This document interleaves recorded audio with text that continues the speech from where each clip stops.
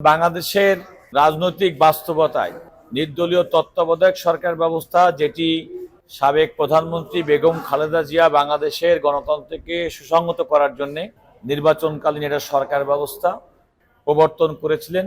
কিন্তু বিগত শেখ হাসিনা সরকারের সময় ইতিপূর্বেকার হাইকোর্টের রায়কে উপেক্ষা করে সাবেক প্রধান বিচারপতি জনাব ABM খায়রুল হকের নেতৃত্বে এই নির্দলীয় তত্ত্বাবধায়ক সরকার ব্যবস্থা আমাদের সংবিধান থেকে বাতিল করে। এই নির্দলীয় তত্ত্বাবধায়ক সরকার ব্যবস্থা বাতিল করার মাধ্যমে আমাদের দেশে গণতন্ত্রের যে অভিযাত্রা, সে অভিযাত্রা ব্যাহত হয়েছে। বাংলাদেশের মানুষ ভোট দিতে পারে নাই, বাংলাদেশের গণতন্ত্র মুখ থুবড়ে পড়েছে।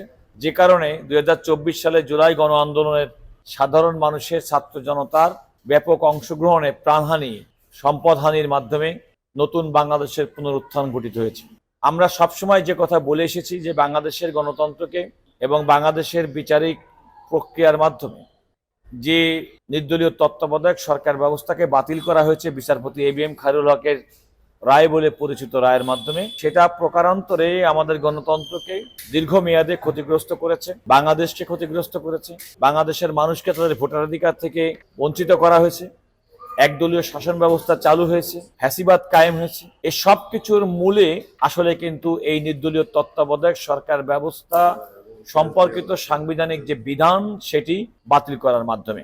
একটি কথা খেয়াল করে দেখবেন, আমাদের 1990-এর এরশাদ বিরোধী আন্দোলনের পরে যে বাংলাদেশের নতুন স্বপ্ন চালিত হয়েছিল, সেই তখন কিন্তু 91 সালের নির্বাচনটা কিন্তু সংবিধানে নির্দলীয় তত্ত্বাবধায়ক সরকার ব্যবস্থা ছিল না, কিন্তু তখনও কিন্তু সেই নির্বাচনটাকে বাংলাদেশের প্রত্যেকটা মানুষ অত্যন্ত গ্রহণযোগ্য নির্বাচন হিসেবে গ্রহণ করে। পরবর্তীতে আপনারা জানেন যে সংবিধানের সংশোধনের মাধ্যমে নির্দলীয় তত্ত্বাবধায়ক সরকার ব্যবস্থার বিধান চালু করা হয় এবং সেই নির্দলীয় তত্ত্বাবধায়ক সরকার ব্যবস্থার বিধান অনুযায়ী আমাদের দেশে 1996 সালে, আমাদের দেশে 2001 সালে এবং অনিয়মতান্ত্রিক থাকলেও 2008 সালে নির্দলীয় তত্ত্বাবধায়ক সরকার ব্যবস্থার মাধ্যমে অন্তত মানুষ ভোটাধিকার প্রয়োগের সুযোগ পেয়েছিল, যার মাধ্যমে শাসনতান্ত্রিক পরিবর্তন হয়েছে, রাজনৈতিক পরিবর্তন হয়েছে এবং একটা নির্দিষ্ট সময়ের পরে বাংলাদেশের মানুষ তাদের স্বতঃস্ফূর্ত ভোটাধিকার প্রয়োগের যে ক্ষমতা, সেটি প্রয়োগ করেছেন। কিন্তু যে কথাটি আগেই বলেছি যে এই রায়টির মাধ্যমে এই যে গণতন্ত্রের অভিযাত্রা আমাদের বাধাগ্রস্ত হয়েছে এবং যে কারণে আমাদের গণতন্ত্র মুখ থুবড়ে পড়েছে, আমাদের সাংবিধানিক প্রতিষ্ঠানগুলো কাজ করেনি এবং একটা একদলীয় ফ্যাসিবাদী শাসন ব্যবস্থা বাংলাদেশে চালু হয়েছে।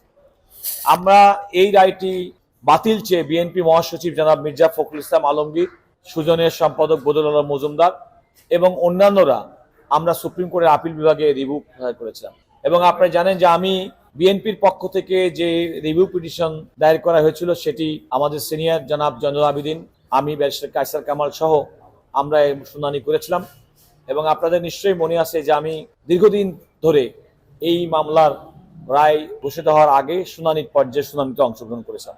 আমরা অত্যন্ত আনন্দিত যে আজকে এই রায়ের পূর্ণাঙ্গ রায় আজকে সুপ্রিম কোর্টের পক্ষ থেকে প্রকাশিত হয়েছে এবং আমি নিজে এই রায়ের অত্যন্ত আনন্দিত। আদালত এই রায়ের মাধ্যমে সর্বসম্মতভাবে যে বিচারপতি ABM খায়রুল হকের যে নির্দলীয় তত্ত্বাবধায়ক সরকার ব্যবস্থা বাতিল করে দেওয়া রায়টি আসলে সেটি বাতিল করে দিয়েছেন সম্পূর্ণভাবে এবং আমাদের সংবিধানে নির্দলীয় তত্ত্বাবধায়ক সরকার ব্যবস্থার যে বিধানটি বেগম খালেদা জিয়া সংবিধানে অন্তর্ভুক্ত করেছিলেন, সেটি পুরাটাই সংবিধানে ফিরিয়ে আসার নির্দেশনা দিয়েছেন। এখানে আরেকটি বিষয় আদালত বলেছেন, সংবিধানের 58B(1) এবং সংবিধানের 58C(2) যে এটার কার্যকারিতার মাধ্যমে আলটিমেটলি এই যে পুনরুদ্ধার করলো, অর্থাৎ সংবিধানের নির্দলীয় তত্ত্বাবধায়ক সরকার ব্যবস্থা ফিরিয়ে আনা হলো, সেটা হচ্ছে এই সংবিধানের 58B(1) এবং সংবিধানের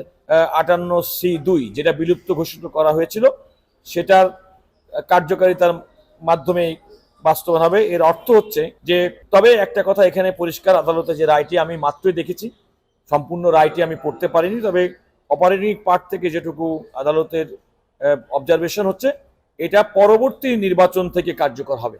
এটা খুব important. It follows therefore that the new now restored and revived chapter 2A non-party caretaker government provisions can operate only prospectively।